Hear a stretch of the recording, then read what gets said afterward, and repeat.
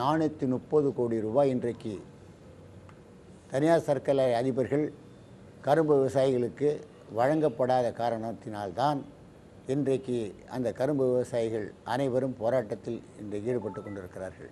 கூட்டுறவு மற்றும் பொதுத்துறை சர்க்கரை ஆலையை பொறுத்தளவு அரசாங்கம் அந்த ஆலைகளுக்கு கடனாக கொடுத்து அந்த விவசாயிகளுக்கு கொடுக்கக்கூடிய அந்த மாநில அரசினுடைய அந்த தொகையை வழங்கிவிட்டது.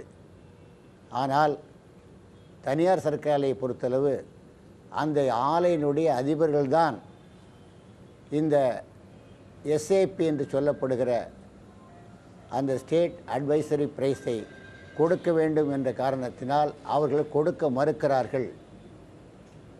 அதற்கு அரசாங்கம் முயற்சி செய்து அவர்களை வற்புறுத்தி தமிழக அரசு அறிவித்த அந்த தொகையினை விவசாயிகளுக்கு வழங்கினால் அவர்களுடைய போராட்டத்தை ஒரு முடிவுக்கு கொண்டு வர முடியும்.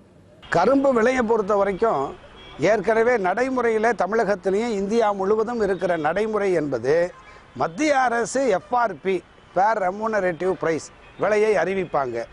மாநில அரசு தன்னுடைய மாநிலத்தில் இருக்கிற கரும்பு விவசாயிகளுடைய நலன்களை மையப்படுத்தி இவங்க பரிந்துரை விலையை அறிவிப்பாங்க.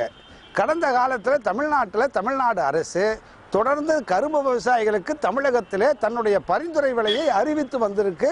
அறிவித்த விலையை கொடுத்திருக்கிறாங்க.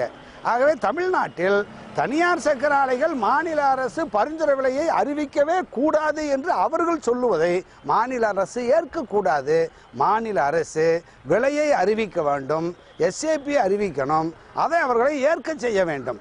ஒருவேளை தனியார் ஆலைகள் நாங்கள் இதை ஏற்க முடியாதுன்னு நிலை எடுத்தால் 16 கூட்டுறவு சர்க்கரை ஆலைகள் 2 பொதுத்துறை சர்க்கரை ஆலைகள் இருக்கிற இந்த இடத்துல அங்கே 24 தனியார் சர்க்கரை ஆலைகளையும் கூட்டுறவு சர்க்கரை ஆலைகளாக மாற்றி மாநில அரசே தமிழ்நாடு முழுவதும் அனைத்தையும் கூட்டுறவு ஆலைகளாக நடத்துவதற்கு இவர்கள் முயற்சி செய்யலாம். தனியார் ஆலைகளுடைய நிர்பந்தத்திற்கு இவர்கள் ஆட்படக்கூடாது என்பது தமிழக கரும்பு விவசாயிகளுடைய கோரிக்கை.